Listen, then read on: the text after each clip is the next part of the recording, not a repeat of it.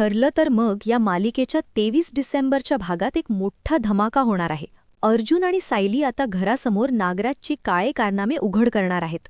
नागराज सुमन काकूंशी किती क्रूरपणे वागत होता हे सत्य जेव्हा सर्वांसमोर येतं तेव्हा घरातील प्रत्येकालाच मोठा धक्का बसतो. हे ऐकून अस्मिता हळहळते आणि म्हणते, बिचारी सुमन काकू, इतके दिवस ती हे सगळं एकटीच सहन करत राहिली, आम्हाला याची कल्पनाच नव्हती.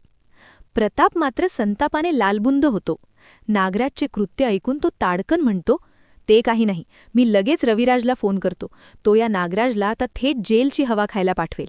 दुसरीकडे महिपत शुद्धीवर येतो. तिथे नागराज निर्लज्जपणे दारू पिण्यात मग्न असतो.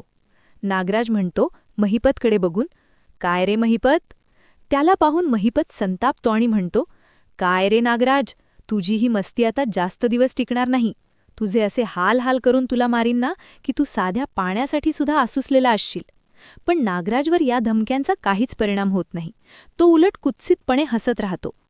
प्रोमोच्या शेवटी एक महत्त्वाचं वळण पाहायला मिळतं. अर्जुन अत्यंत ठामपणे सर्वांसमोर आपली भूमिका मांडताना दिसतो. तो म्हणतो, माझ्या बायकोला सोडून मी इतर कोणत्याही मुलीकडे कधीच बघत नाही. माझी फॅमिली हीच माझी पहिली प्रायोरिटी आहे आणि जर कोणी त्यांना बुखावायचा प्रयत्न केला ना तर मी त्या माणसाचा जीव घ्यायलाही मागेपुढे बघणार नाही. अर्जुनचा हा आवेश पाहून सायली आणि अस्मिता दोघीही अवाक होतात.